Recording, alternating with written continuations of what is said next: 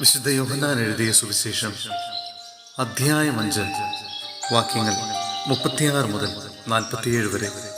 യേശുവിൻ്റെ സാക്ഷ്യം. എന്നാൽ യോഹന്നാൻ്റേതിനേക്കാൾ വലിയ സാക്ഷ്യം എനിക്കുണ്ട്.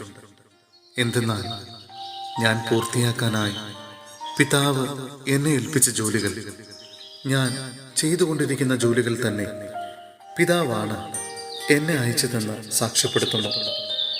എന്നെ അയച്ച പിതാവ് തന്നെ എന്നെക്കുറിച്ച് സാക്ഷ്യപ്പെടുത്തിയിരിക്കുന്നു.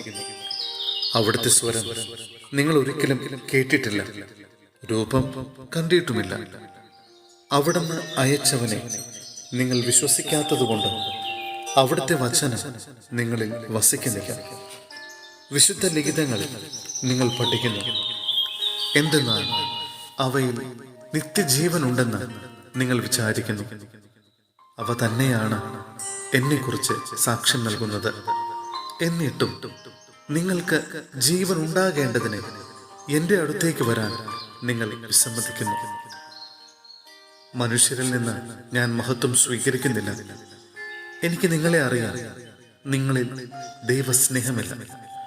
ഞാൻ എൻ്റെ പിതാവിൻ്റെ നാമത്തിൽ വന്നിരിക്കുന്നു, എന്നിട്ടും നിങ്ങൾ എന്നെ സ്വീകരിക്കുന്നില്ല. എന്നാൽ മറ്റൊരുവൻ സ്വന്തം നാമത്തിൽ വന്നാൽ നിങ്ങൾ അവനെ സ്വീകരിക്കും. പരസ്പരം മഹത്വം സ്വീകരിക്കുകയും ഏകദൈവത്തിൽ നിന്ന് വരുന്ന മഹത്വം അന്വേഷിക്കാതിരിക്കുകയും ചെയ്യുന്ന നിങ്ങൾക്ക് എങ്ങനെ വിശ്വസിക്കാൻ കഴിയും? പിതാവിൻ്റെ സന്നിധിയിൽ ഞാനായിരിക്കും നിങ്ങളെ കുറ്റപ്പെടുത്തുന്നത് എന്ന് നിങ്ങൾ വിചാരിക്കേണ്ട. നിങ്ങൾ പ്രത്യാശ അർപ്പിച്ചിരിക്കുന്ന മോശയായിരിക്കും നിങ്ങളെ കുറ്റപ്പെടുത്തുക.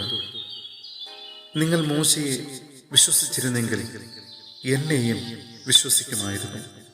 കാരണം എന്നെക്കുറിച്ച് അവൻ എഴുതിയിരിക്കുന്നു. എന്നാൽ അവൻ എഴുതിയവ നിങ്ങൾ വിശ്വസിക്കുന്നില്ലെങ്കിൽ പിന്നെ എൻ്റെ വാക്കുകൾ എങ്ങനെ വിശ്വസിക്കും? സഹോദരരെ, വിശുദ്ധ പൗലോസ്ലീഹ റോമായിലെ സഭയ്ക്ക് എഴുതിയ ലേഖനം അധ്യായം 6 വാക്യങ്ങൾ 19 മുതൽ 23 വരെ.